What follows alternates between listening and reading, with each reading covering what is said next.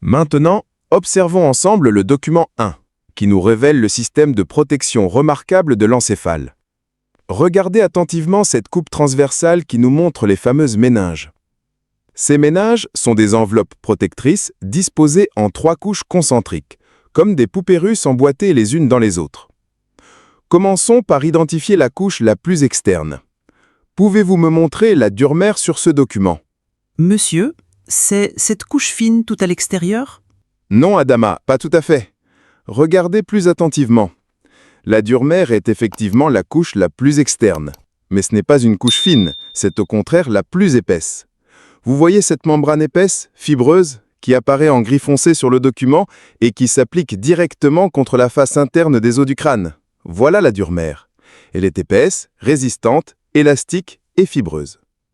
Sa texture robuste lui permet de jouer un rôle protecteur mécanique essentiel, formant comme une première barrière de défense solide contre les traumatismes.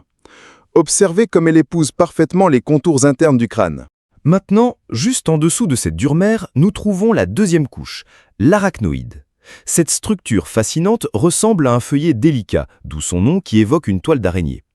Regardez bien sur le document. Vous pouvez voir ces petits espaces, ces lacunes entre les filaments de l'arachnoïde. Ces espaces ne sont pas vides. Ils sont remplis d'un liquide très spécial, le liquide céphalorachidien, qui apparaît en bleu clair sur notre document.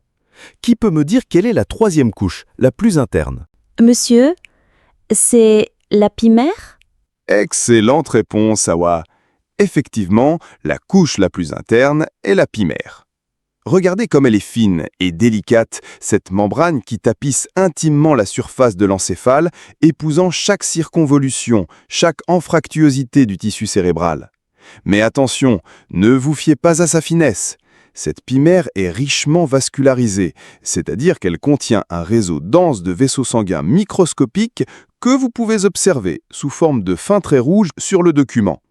Ces vaisseaux assurent un rôle nourricier capital en apportant continuellement l'oxygène et tous les nutriments indispensables au fonctionnement du tissu nerveux.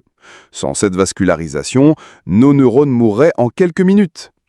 Cette organisation en 3 couches constitue donc un système de protection multicouche d'une efficacité remarquable. Protection mécanique avec la durmère, amortissement hydraulique avec l'arachnoïde et son liquide, et nutrition avec la pimère vascularisée.